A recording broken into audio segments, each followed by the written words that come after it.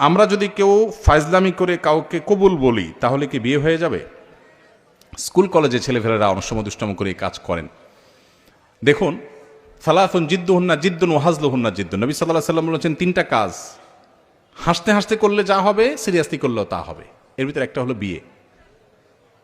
যদি দুইজন সাক্ষীর উপস্থিতিতে, অ্যাডাল্ট দুজন সাক্ষীর উপস্থিতিতে এই কাম করে থাকেন, উভয়ে হাসাহাসি করেছেন, আর নিজেরা শিশু না হন, আপনারাও অ্যাডাল্ট হন, তাহলে হানাফি মাযহাবের মাসআলা অনুযায়ী বিয়ে হয়ে যাবে।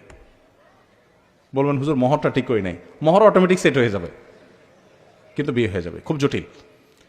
এখন অনেক সময় আমরা ফাজলামি করি, এখন কেউ নাটক সিনেমাতে অভিনয় করার জন্য করছে, সেটাও যদি দুজন সাক্ষীর সামনে করে, ওই ব্যাকল জানে না, যদি আবিয়াত্ত হয়ে থাকে বিয়ে হয়ে যাবে, আর যদি বিবাহিত হয় তাহলে তার কোনো উপায় নেই। তো শরীয়তের এই মাসালাগুলো নিয়ে তামাশা করা যাবে না, এগুলো সিরিয়াস ইস্যু।